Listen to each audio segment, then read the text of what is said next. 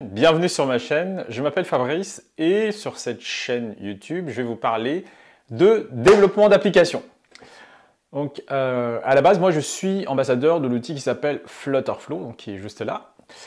Flutterflow, je vais en parler un peu plus tout à l'heure, mais comme je l'ai dit, si le développement d'applications vous intéresse, que vous soyez solopreneur ou encore vous souhaitez devenir freelance en développement d'applications mobiles, alors vous êtes au bon endroit.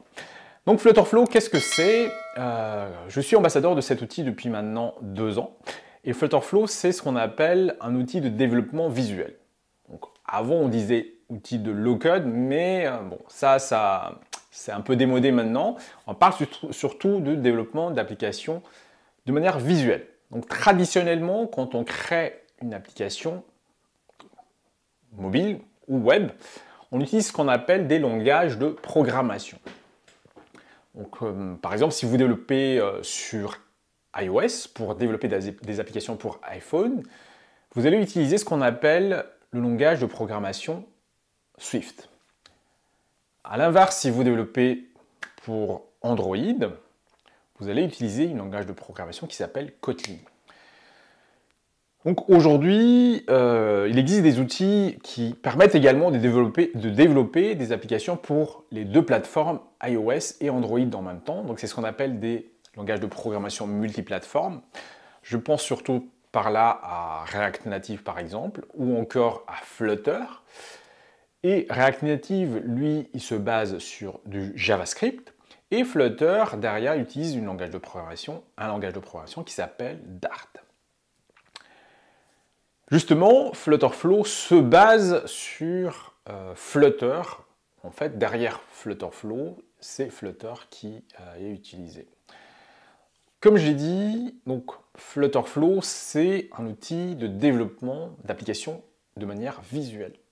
Donc vous allez, quand vous développez avec Flutterflow, utiliser un cliquer-glisser. C'est une interface qu'on appelle WYSIWYG. What you see is what you get. Et donc vous accédez à un site web et à partir de là, vous allez pouvoir construire votre application.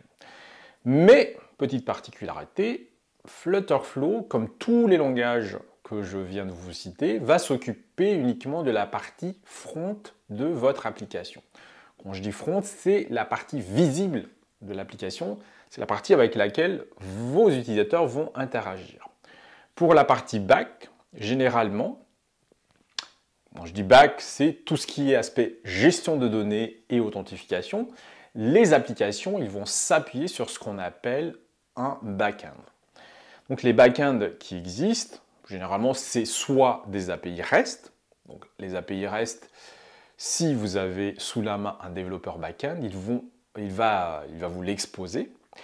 Ou soit vous vous appuyez sur ce qu'on appelle des back-end as a service. Les back-end as a service, le plus courant, c'est Firebase, qui est un produit de Google. Donc, Firebase, lui, en fait, pour stocker les données, lui, il va s'appuyer sur ce qu'on appelle une base de données NoSQL.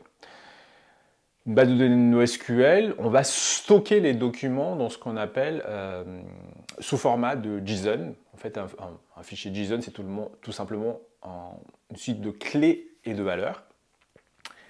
Et en plus de gérer la partie stockage de données, Firebase va également fournir un mécanisme d'authentification et de sécurisation de ces données-là en fonction des utilisateurs. Mais Firebase ne se limite pas à ça, vu que c'est un produit de Google. Il peut également, par exemple, servir de... Il fournit également des services d'analytics, donc d'analyse de l'utilisation de l'application, d'analyse de crash également, ainsi qu'un outil d'AB testing. Donc c'est un outil ultra complet qui est vraiment utilisé pour lorsqu'on développe une application. Et même, ça s'utilise en complément, même si vous avez déjà des API REST chez vous, que vous utilisez. Firebase, généralement, s'utilise en complément parce qu'il fournit des services qui permettent de faire du marketing également. En plus de Firebase, pour la partie back, il y a également Supabase. Supabase, c'est assez récent, mais qui est aussi un produit ultra complet. Donc à la différence de Firebase, Supabase, lui, s'appuie sur ce qu'on appelle une base de données relationnelle. Donc la base de données relationnelle derrière, c'est PostgreSQL. Donc je vous parlais tout à l'heure de NoSQL, où les données étaient stockées sous forme de documents JSON. Dans PostgreSQL, les données sont stockées dans ce qu'on appelle des tables et sous forme de lignes. Donc, si vous connaissez très bien les bases de données relationnelles, Supabase permet de faire tout cela. Donc voilà sur l'aspect technique de création d'une application. Il y a une partie front, donc Flutterflow, iOS, Kotlin et également Swift. La partie back, API REST, Supabase et Firebase. Mais créer une application, ça ne se limite pas à ça. Il y a plein de choses qu'il faut prendre en compte. Ces choses peuvent se passer avant. Donc quand je dis avant, c'est même avant de créer votre application. Vous allez par exemple imaginer les différentes fonctionnalités que vous allez mettre en place pour votre application. Comment concevoir une application, comment designer une application. Et tout ce qui se passe après également, comment on déploie une application, comment on assure le suivi d'une application qui s'exécute en production. Donc c'est tous ces aspects-là que vous allez découvrir sur ma chaîne. Donc, si ça vous intéresse, abonnez-vous.